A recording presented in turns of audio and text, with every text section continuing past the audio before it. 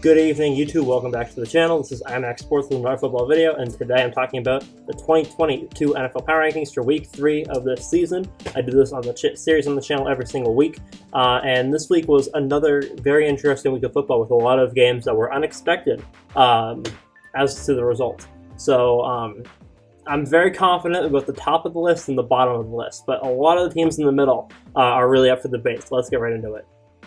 First off, we got the dumpster fire, as always. This week, the Texans are in last place at 32. The Panthers are at 31. The Browns are at 30, and the Jets are at 29.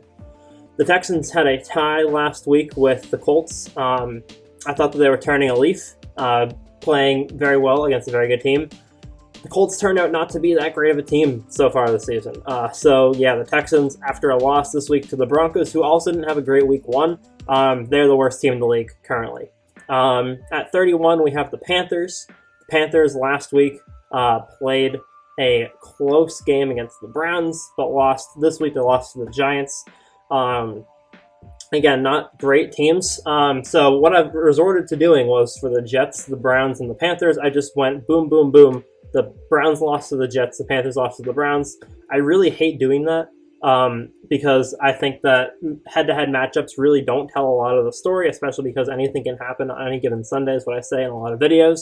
But these teams, none of them have played exceptionally well, and they've all played each other, and there's not really a whole lot that you can base them off of other than how they've played against other teams at this point. So, yeah, this is my bottom 4.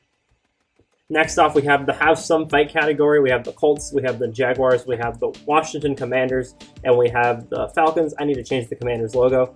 The Colts are at 28 because they lost 24-0 to the Jaguars. This is one of those ones where I have them lower than I honestly believe that they should be. I honestly believe the Colts should be higher than this. I think that they're a better team than they're showing. But Matt Ryan really has not worked with this offense at all. They tied with the Texans, obviously the worst team in the league. They lost to the Jaguars. They got demolished by the Jaguars, who had a pretty bad week 1. So, yeah, not great for the Colts. The Jaguars are just above them because, again, they didn't have a great week 1, but they did beat the Colts by a significant margin. They always win in Jacksonville, so it's not a surprise that they won, but it just really wasn't even close. Because these are all divisional matchups in the AFC South, again, they haven't really played a lot of teams outside of the division, so it's kind of hard to see where they are because they haven't played more teams yet. So early power rankings are always more difficult. I have Washington at 26. They won last week against Jacksonville. They played a close game this week against the Lions, and I have the Falcons at 25. They played 2 really decent games against the Rams and against the Saints, 2 of the better teams in the league. At 24, we have the Seattle Seahawks, and at number 23, we have the Denver Broncos. I meant to just put this category as Seattle, because you have Seattle and you have the new Seattle, which is the Broncos with Russell Wilson. I have the Broncos above the Seahawks, because I do honestly think that they played better in that game, even though they didn't win it. Also, Seattle played a really bad game this week. Like, it wasn't even close against the 49ers. Again, it was a divisional matchup, but they lost really bad. And the Broncos were able to secure a win this week against Houston. Again, none of the teams in the league have looked very good this year, except for like 8 of them. So, I have the Broncos above the Seahawks because they are able to move the ball more generally over the start of the season. Seattle did beat them.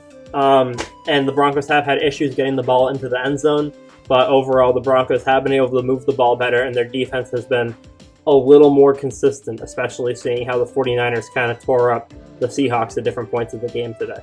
Moving on, we have whatever this is. We have the Bears at 22, we have the Bengals at 21, we have the Raiders at 20, we have the Steelers at 19, and we have the Patriots at 18.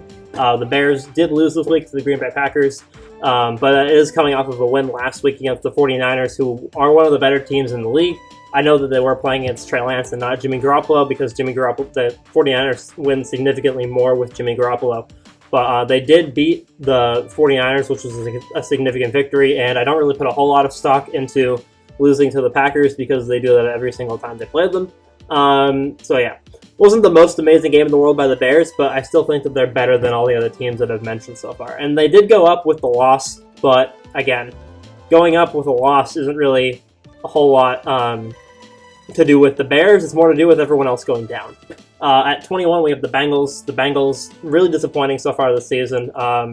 They're going down every single week. This week they lost to the Cowboys without Dak Prescott. They lost to Cooper Rush. Not really what I was expecting from them. Not a phenomenal game. And I really didn't think they're going to be this bad starting off the season. Their offense just isn't getting it done. At 20, we have the Raiders. I think this might be a little low, but they're 0-2. They really haven't showed me a whole lot yet. They lost last week to the Chargers. They were getting demolished most of the game, and then they had a chance at making a comeback that weren't able to do it. And then this week, again, it was another situation where they had a lead, and they just weren't able to keep it for a significant enough amount of time to win the game. The Cardinals came back. They won in overtime. It's not a great start to the year. At 19, we have the Steelers, and at 18 with the Patriots. The Steelers lost T.J. Watt. They'd probably be higher right now if they hadn't done that. They did beat the Bengals last week, and now this week they lost to the Patriots without T.J. I am ranking them without T.J. because that's what their team is right now. The Patriots did win this game, and although they didn't play a great game against the Dolphins, both of these teams are 1-1. So I have the Patriots at 18 and the Steelers at 19. Moving on, we have literally just guessing because that's what I'm doing with these teams. The Giants beat the Titans last week. The Titans haven't played yet this week, but I don't really expect them to beat Buffalo.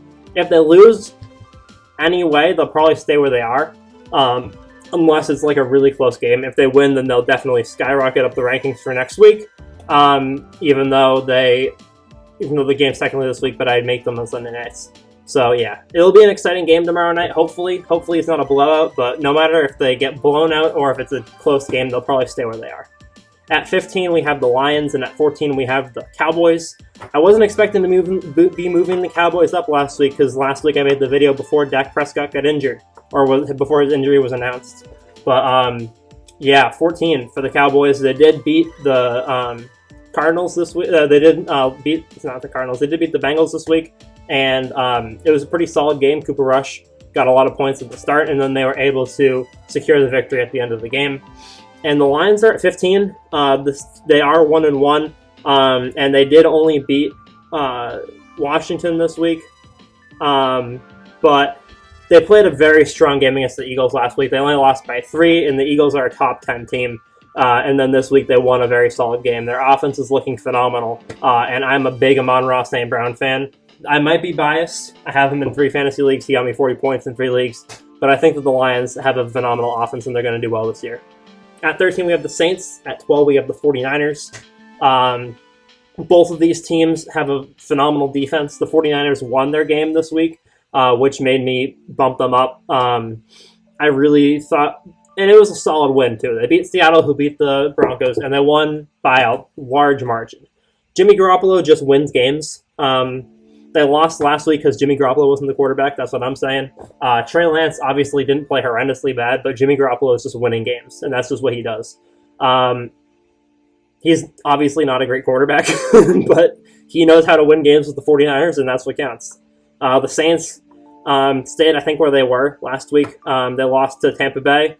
That wasn't expected. I thought they were going to win, but you can't knock them a whole lot for losing to the third best team in the league. And it was they were winning for a lot of the game. They were winning 3-0 for a majority of the game. So, moving on, we have the strong contenders. We have Green Bay, we have the Cardinals, and we have the Rams. I was not expecting the Cardinals to be in the top 10 this week, but they are. They did beat the Raiders. I also wasn't expecting that to happen.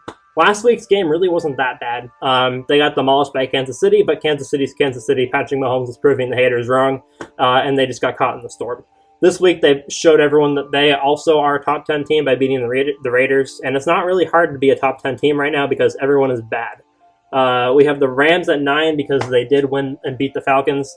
Get that win, show us that their offense isn't debilitated like it looked like last week against Buffalo. And at 11, we have the Green Bay Packers, who did beat the Bears this week. And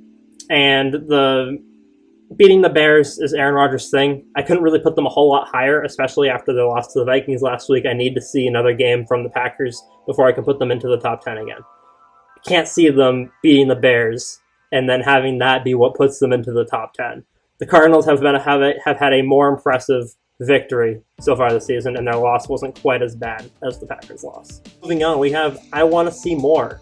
This is a category that I had last week. I brought it back to this week, and two of the teams on this list have not played yet. The Eagles and the Vikings are going to be playing each other tomorrow night, so that game is going to be extremely exciting. I don't see either of these teams moving from where they are because I think it's going to be a very close game. And if the Eagles win, then the Eagles will be 7 and the Vikings will be 8. If the Vikings win, the Vikings will be 8 and the Eagles will be 7.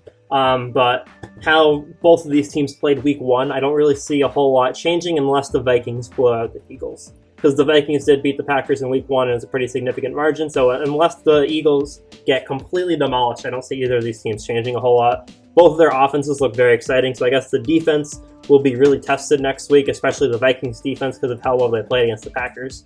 At number 6, we have the Ravens. The Ravens lost to Miami this week in a shootout of a game, 42-38. The Ravens played a great game week 1 against the Jets, and then they played another great game this week against the Dolphins. I really expected the Ravens to win that game, and Miami just overpowered them.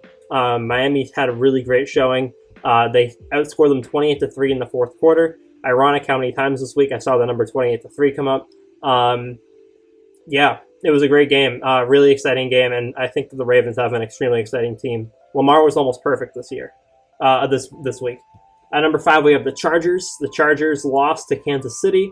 Thursday Night Football, they lost by 3 points, so it wasn't really a major loss. The Chargers, I think, moved down from 4 to 5 because of it. Obviously, if you're playing the second best or best team in the league, then and you would lose by 3, it doesn't really mean a whole lot for your team. It just means that you didn't beat the best team in the league. So yeah, I didn't put a whole lot of stock into that game. The Chargers had a great showing. Their defense played well. Their offense played well. It was overall a great game. Moving on, we have the NFL's Elite, and I think that this is the very first time that the Miami Dolphins are in the NFL's Elite.